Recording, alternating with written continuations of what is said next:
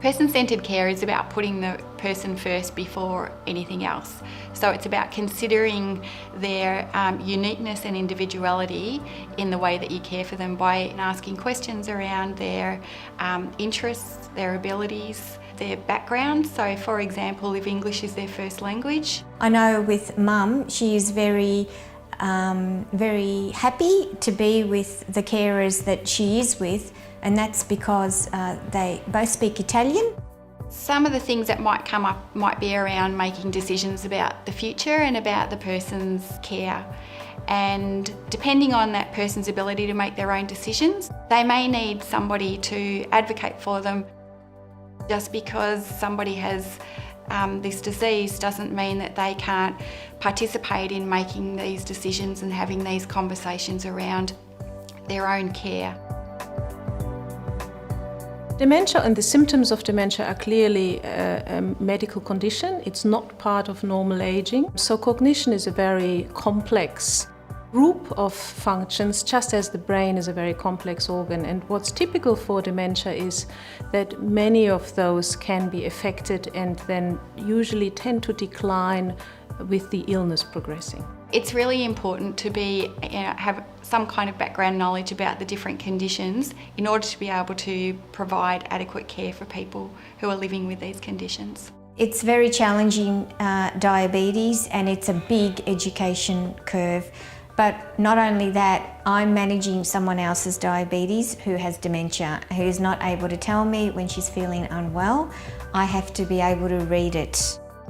Being knowledgeable about dementia and diabetes builds respect and trust between you and the person you're supporting. And by being well informed, you're better able to support people in showing understanding. Language skills and vocabulary diminish as dementia progresses. People with dementia, they may lose the communication, but they don't lose the feeling. So if you come on at them in a hurried manner, they pick up on that. And they will probably become agitated too. Things that might help when you're communicating with a person could include keeping sentences quite short, maybe allow for some extra time for the person to process the information that you've given them or the question that you've asked them, limiting the information that you do put forward, offering fewer choices, and also remembering that if they don't respond, it doesn't necessarily mean that they're not following what you're talking about or enjoying the actual connection that you're making, which is really the important part of the process. Finger pricking and the insulin injections are probably the hardest thing. And you can imagine that it's the actual pricking. I mean, they feel something.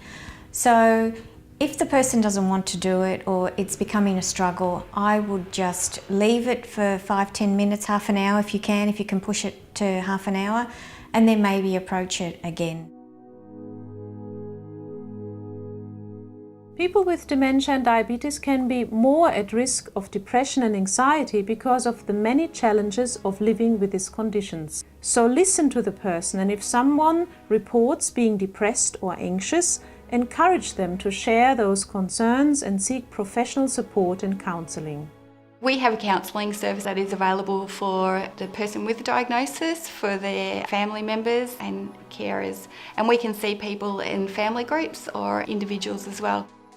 This is not easy, it's hard and it's sad. So people in the sessions talk about grief and loss. At the beginning I put a lot of pressure on myself as far as whether mum should go into care or not. First of all, I had to come to terms with myself. It took me a long time. Sometimes there's disagreement in families whether there is concern about memory function or not. My recommendation in this situation is to talk to the general practitioner, because older Australians should anyway have an annual checkup of their health. And very often general health conditions like high blood pressure or high lipids or diabetes can interfere with brain function. So having them assessed to support the brain is anyway an important recommendation. If the memory problems or the cognitive problems are mild, the person with diabetes might still be absolutely independent and doing very well to manage their diabetes. However, when the symptoms become worse and progress, there might be some activities of their diabetes management friends and family members have to help with or take over for them. I would give her a ring in the morning. Mum, have you taken tablets? Yes. Mum, have a look in the container. Are the tablets still there? Yes, they are. Okay, Mum, get a glass, fill the glass of water, let me hear you, drink it. I help her with dressing.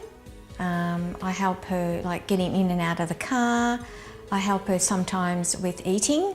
The local council, we did get help. They used to come in and shower Mum. If we wanted, they could have even cooked for her, but seeing that we were so close by, we decided that we were doing that. She even had people coming in to do the cleaning. Hypoglycemia has been linked to a higher risk of dementia. Most people will have symptoms, signs and symptoms that come with hypoglycemia. This can include shaking, trembling, sweating, dizziness, blurred vision, feeling confused, hunger. People with dementia may not be able to identify when they are having a hypo or may not be able to report this to others. Sometimes the signs around dementia and a diabetes hypo could be similar.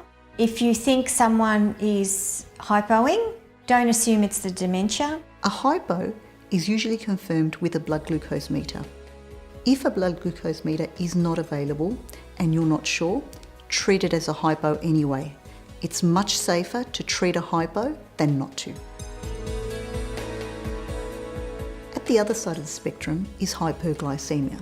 Some of the signs and symptoms may be increased thirst, increased urination. You may notice that they're dehydrated, so their tongue may be dry or their skin may be dry. They may have recurring urine infections or thrush, and they might have wounds that won't heal. It might be helpful to keep a diary of someone's blood glucose levels. This way you can pick up trends and patterns of low blood glucose levels or high blood glucose levels.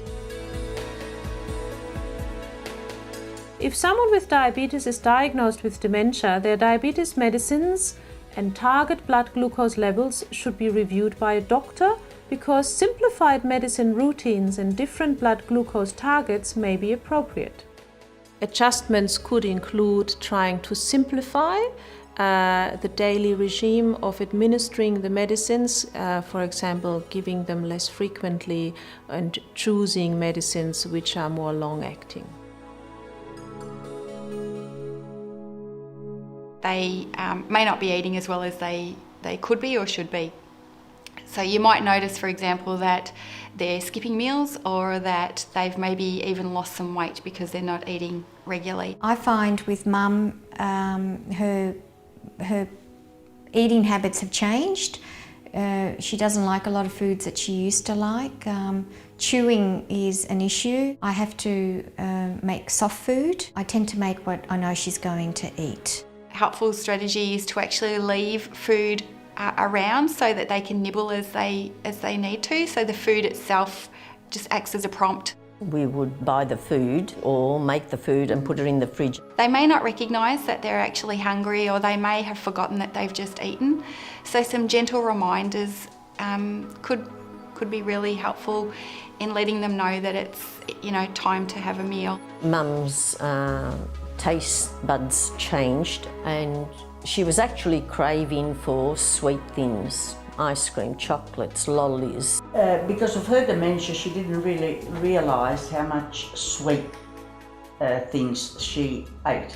On a daily basis, she would go to the milk bar a few doors down and she would buy one ice cream, she'd go home, she'd have it, she would go back and have another one, up until 6 ice creams a day. We approached the owner of the milk bar and he said, yes, she does come in here. So we said to him, if she does come, okay, 1 ice cream, but you are not to give her more than that. I try and keep busy with Mum. I try and keep her active. I try and keep her socialised with the community, and I try and get her involved. She has a walker, and as she walks around the house, she sings. And I just love it. That to me is just wonderful, to see her happy, walking, and just listening to this Italian music, which she just obviously connects with. And I know that when I test, like 2 hours later when I test and she's done this exercise, her blood sugar levels are normally, they're good. Lastly, for carers, there is a lot of support out there, and please ask for help if you need it, whether it's for the diabetes or whether it's for the dementia. But don't let a situation get out of hand when it really can be fixed, or you can be given support or knowledge about how to fix it way before you feel overwhelmed and just not able to cope.